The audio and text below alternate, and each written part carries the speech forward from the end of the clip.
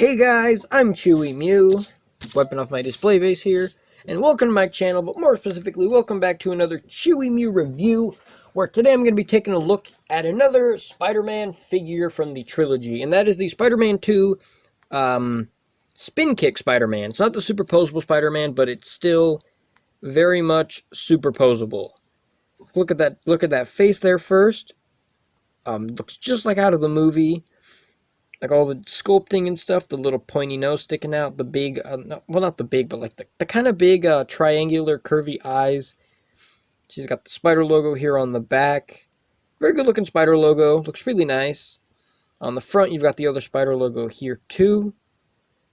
Just all this wonderful design. Oh, I didn't say how I got this one. So the way I got this one was, I think I got it, I don't remember. I think I got it new or at a yard sale. I don't remember how I got it, but I got it at some point. I was probably like maybe like 5 or 6 or 7. I don't remember. I think I got it at a yard sale, but I got this one, and this was pretty much my definitive Spider-Man 2 figure. There is that one super crazy ultra mega posable figure with all the bendable fingers and all that crazy stuff. But as a kid, I never found that one. I really wanted to get that one as a kid because I just thought it looked so cool. I never found that one.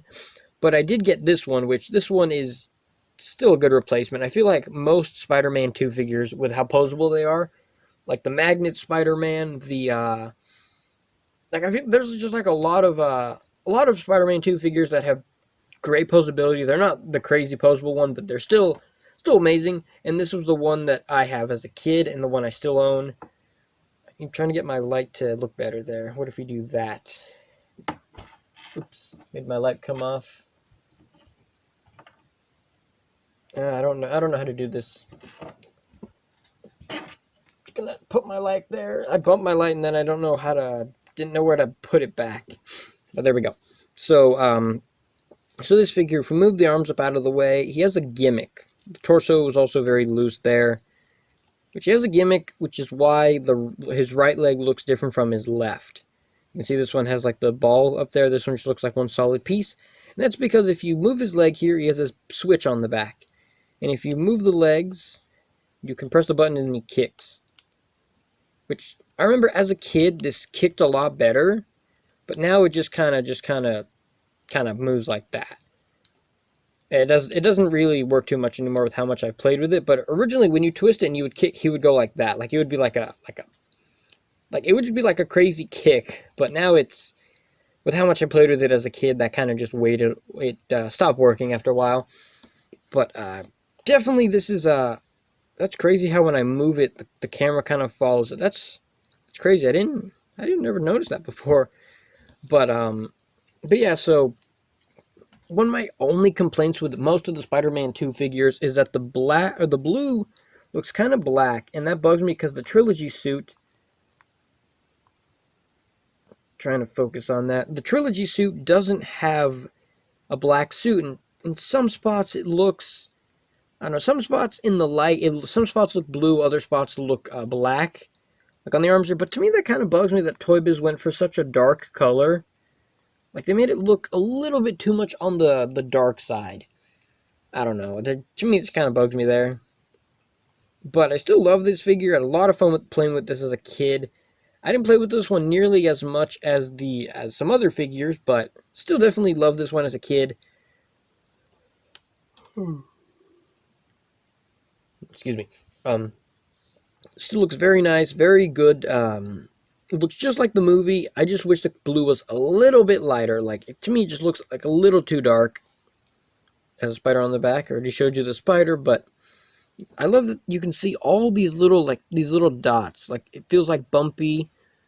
It's hard to make out what shape these are. Like, it looks kind of like little, kind of like diamonds, like kind of like asphalt in a way. Speaking of asphalt, there's more on the legs there, the button there. It does have a gimmick there, but I feel like the gimmick doesn't really affect like the posability. You can't really move that leg that much, but well, this is kind of more meant to be like, a toy rather than like, a collector's item, but I have it in my collection and I'm not against that. Here you can see on the bottom of the foot, or maybe you can't. It says made in China. And then the other foot here, I'm trying to see. They make it so tiny, and when it's on red figures, it's even harder to see. You can see there it says, come on. I mean, that's really hard to see. I'm just going to read it to you. That's hard to see even in real life. Toybiz 2004, Marvel Entertainment. So yeah, that's what it says on the bottom. Still a very good looking figure. If we set him back there, try and get him to stand up. Get him stand up right there. Focus the camera on him. Then if I take my Spider-Man figure that I've showed in pretty much every video, my first Spider-Man ever, a magnet Spider-Man I got for my second birthday. See how much crazy this guy is damaged and all the joints are wiggly. And here's a height comparison for the two of these guys. So they're about the same height. I think the one on the right or the one on the left is a little bit taller. Like maybe slightly taller. Maybe they're the exact same height. Put them back there on my shelf. And yeah, so the design of this guy is, he looks just like the movie, which, I mean, that hits perfectly. Like, that looks wonderful. The only thing that kind of bugs me about this figure is I feel like the neck is a little too long. If the neck was just like, you know, maybe that long, I don't know, to me it just looks a little too long. I bet that's probably pretty accurate to how he looks in real life, though, but I don't know, something about the neck just looks a little bit too long. If we take a look at this guy, well, with how long actually, no, I think the neck looks, his neck's a little bit thicker than his, but I think the neck joint looks fine. I don't know what it is, something about it, to me, it just looks, like some angles, like that, it looks really long, but if you have them kind of, like, more down, it doesn't look too long. But, you know, I just love the detailing, love all the texture, I love the trilogy suit, and so, of course, I love the figures based off of those. Like, all the shiny metallic, kind of like metallic gray design here, rather than being, you know, like a whitish, silvery, or black like the normal one is. I think the grayish, whitish silver looks pretty good. I guess like that would be what, chrome? I think? Or gunmetal gray? I guess gunmetal gray would be like the proper term for that. You can see the fingers. Even these individual fingers, the paint on them still looks pretty good. It's a little bit messy like they're on the pinky, but for the most part, it's pretty good. It's pretty consistent. Pretty good looking. That little, that joint right there is kind of sticking out a bit. On the other side, it's also a little bit sticking out there. I think for playing with it, so sometimes when you play with a figure, some joints kind of pop out a little bit. Like the joints these still move kind of fine. They still move good. They're not loose or not tight or anything, but they're still pretty good. Some joints on this guy are a little bit loose, like the arms. They don't swing around like the torso does. The torso swings around, but the arms are a little bit loose. They're not too tight. A little bit loose there. So with the butterfly joints, a little bit loose. But yeah, absolutely love the way this guy looks. Had a lot of fun with this as a kid. Of course, I didn't play with this one nearly as much as the magnet one I just showed you, but still very good looking. And sometimes with these figures, if you don't line them up straight, it looks kind of like his, I don't know, to me it looks a little bit like his right leg is a little bit longer than his left. I don't know, to me sometimes you just look at figures and I feel like it doesn't look like he's completely standing straight. It might just be a me thing. But, you know, great looking figure still. There's like a little bit of paint wear here and there on it. But it's nothing too crazy. Like you see here kind of on the belt there. The paint is a little messy. The top part is like a little bit too dark. Like some of the blue paint is kind of bleeding in. Most other spots, it looks pretty fine. Like some spots just looks a little funky. But other spots, pretty much most spots look good for it. For the most part. I just love if you can hear that scratching, I just love the way the texturing works on this. There's a little bit of spider, a little bit of chip on the spider there, but still a great figure. If you don't have the magnet Spider-Man or any of the other, or like that superposable one with all the crazy moving fingers and ball joints and all those crazy things, this is definitely another good one. There's like 3 figures. There's probably more from the Spider-Man 2 wave of figures that they all have like amazing articulation that pretty much you just pick like what kind of style do you want, you know? Yeah, so let's go over his articulation. The head rotates all the way around. Also, his neck joint, if you move the head, the neck joint actually rotates too right there. It's kind of hard to see.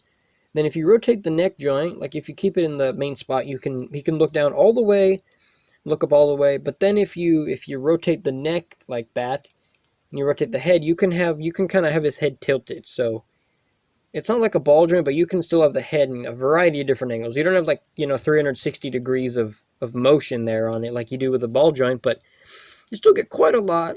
He has these butterfly joints, and I like these butterfly joints. They still work pretty good. They go out and they go in pretty good. And they're very discreet. Like if I take this one Spider-Man, you can see how big the butterfly joints are. When you move his arms out, how you can see how big the butterfly joint is, like how much it goes in, how much it goes out. And then he has to have huge shoulders to compensate for that. Like you see how big those shoulders are compared to his shoulders looking very, very normal. That's another thing. You can see how Hasbro improved, or Toybiz. That figure is 2003, this one's 2004, and you can see how they've kind of perfected the way these joints are. They can have like small, like regular proportionate size joints of shoulder size, and still have butterfly joints that also look a little bit discreet. Kind of like Hasbro, except Hasbro's are still a little more noticeable than this. Also, the arms rotate all the way around. They go up all the way. And of course, they have the ball joint there, rotation here in the upper arm, double bend in the elbow, rotation here at the start of the glove, hinge in the wrist. You can move the two fingers for the webbing pose, good old web fingers like that. Mid-torso crunch, which goes back pretty far and goes forward pretty good too. My joint's very loose there. I don't know why that's the loose joint of all places. The legs rotate all the way, or the waist rotates all the way around. And if you look at it, it doesn't look completely like just a straight line. If you look at that, look at the waist. It doesn't look like one straight line going across. It looks kind of curvy. That's a horrible example, but you can see how it's kind of curvy. I prefer that. I like the way that looks, so it's not just, a straight line. This leg kicks up all the way. It doesn't go back much. This leg also kicks up all the way. The only thing is with this one, you don't get the rotation here in the upper thigh. You still get a bend in the knee on both legs, a rotation here in the boot, a very slight hinge in the ankle, or it might just be that mine's loose. The foot goes back pretty good, goes forward really good, the toe bends up, and it bends down wonderful. Bends down 90 degrees, but doesn't bend up high nearly as much. But yeah, so I love playing with this figure as a kid, and having it now like as I guess technically a collector. I guess technically it's definitely great to have. Definitely is like another very good trilogy figure. Like I would say this is like my main Spider-Man 2 figure. Well, I only have like 3 Spider-Man 2 figures, and this one is definitely my favorite looking out of the 3 trilogy figures I have. But yeah, so let me know what you think about this figure in the comments. Let me know. Leave a like if you like this video. Subscribe if you want to see me reviewing more stuff. Also, I'll put a link in the description to a playlist that has all of my figure reviews in case you've missed some of them and you want to go back and see more. And yeah, so that's gonna be all for this video. I will see you guys in the next review. See ya.